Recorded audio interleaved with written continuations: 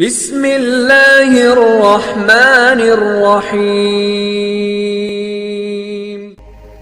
حضرت عیسیٰ علیہ السلام کا واقعہ بیان کیا جاتا ہے کہ بنی اسرائیل میں ایک شخص تھا جس کی بیوی نہایت حسین تھی، جس پر وہ اسرائیلی فریفتہ تھا۔ چنانچہ جب اس عورت کا انتقال ہو گیا تو اس اسرائیلی شخص کو بڑا قلق ہوا اور ایک مدت تک وہ اس کی قبر پر بیٹھا روتا رہا۔ اتفاقاً حضرت عیسیٰ علیہ السلام کا ادھر سے گزر ہوا تو انہوں نے اس اسرائیلی کو پریشان حال دیکھ کر اس سے سبب جانا۔ تو جب اسرائیلی نے اپنا واقعہ بیان کیا تو حضرت عیسیٰ علیہ السلام نے دریافت فرمایا، کیا تو چاہتا ہے کہ میں اس کو تیرے لیے زندہ کر دوں؟ اس نے عرض کیا کہ ہاں حضور، میں یہی چاہتا ہوں۔ چنانچہ جب حضرت عیسیٰ علیہ السلام نے اس قبر کے مردہ کو آواز دی تو قبر سے ایک حبشی غلام، جس کے ناک کے نتنوں، آنکھوں اور جسم کے دوسرے سوراخوں سے آگ کی لپٹیں اٹھ رہی تھیں، حضرت عیسیٰ علیہ السلام کو دیکھتے غلام نے کلمہ پڑھا۔ اسرائیلی نے یہ دیکھ کر عرض کیا، حضور مجھ سے غلطی ہو گئی، میری بیوی کی قبر تو دوسری ہے۔ یہ سن کر حضرت عیسیٰ علیہ السلام نے حبشی کو حکم دیا کہ تم اپنی قبر میں واپس ہو جاؤ۔ چنانچہ وہ مردہ ہو کر گر گیا اور اس کی قبر کو مٹی سے چھپا دیا گیا۔ پھر حضرت عیسیٰ علیہ السلام نے اس دوسری قبر کی جانب توجہ فرمائی اور حکم دیا کہ اے صاحب قبر، اللہ کے حکم سے زندہ ہو جا۔ چنانچہ قبر پھٹی اور اس سے ایک عورت سر سے گرد جھاڑتی ہوئی باہر آ گئی، جس کو دیکھ کر اسرائیلی بولا کہ یا روح اللہ، میری بیوی یہی ہے۔ پھر حضرت عیسیٰ علیہ السلام کے حکم سے وہ اسرائیلی اپنی بیوی کو ہمراہ لے کر واپس ہونے لگا، مگر عرصے سے جاگا ہوا تھا، اس لیے اس پر نیند کا غلبہ ہو گیا، اور اس نے بیوی سے کہا کہ تیری قبر پہ گریو زاری اور بیداری نے مجھے ہلاک کر دیا ہے، اس لیے میں چاہتا ہوں کہ کچھ دیر آرام کر لوں۔ بیوی کہنے لگی کہ ہاں، آپ آرام کر لیجئے۔ چنانچہ وہ اسرائیلی بیوی کے زانوں پر سر رکھ کر سو گیا۔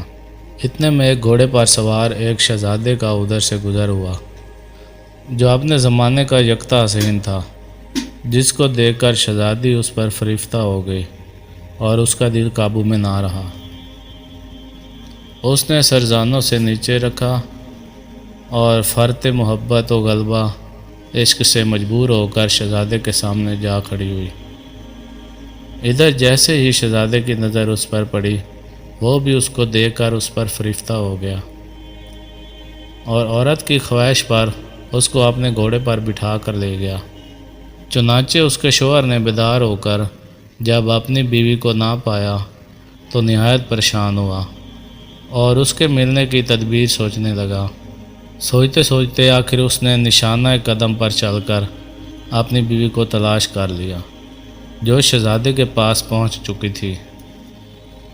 اس کو دیکھ کر اسرائیلی نے شہزادے سے عرض کیا کہ یہ میری بیوی ہے، آپ اس کو چھوڑ دیجئے۔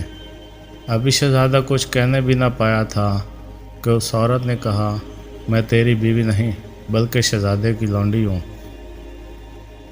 یہ سن کر شہزادہ اسرائیلی سے کہنے لگا، مجھ سے میری لونڈی کو لینا چاہتے ہو؟ اس نے کہا، خدا کی قسم، یہ میری بیوی ہے، جس کو میرے سردار حضرت عیسیٰ علیہ السلام نے مرنے کے بعد میرے لیے زندہ کیا ہے۔ ابھی یہ گفتگو ہو رہی تھی کہ اتفاقاً حضرت عیسیٰ علیہ السلام وہاں تشریف لے آئے، جن کو دیکھ کر اسرائیلی کہنے لگا، یا روح اللہ، کیا یہ میری وہ بیوی نہیں ہے جس کو آپ نے میرے لیے زندہ کیا؟ حضرت عیسیٰ علیہ السلام نے فرمایا کہ ہاں، یہ وہی ہے۔ یہ سن کر عورت کہنے لگی کہ یا روح اللہ، یہ شخص جھوٹا ہے، میں شہزادے کی لونڈی ہوں۔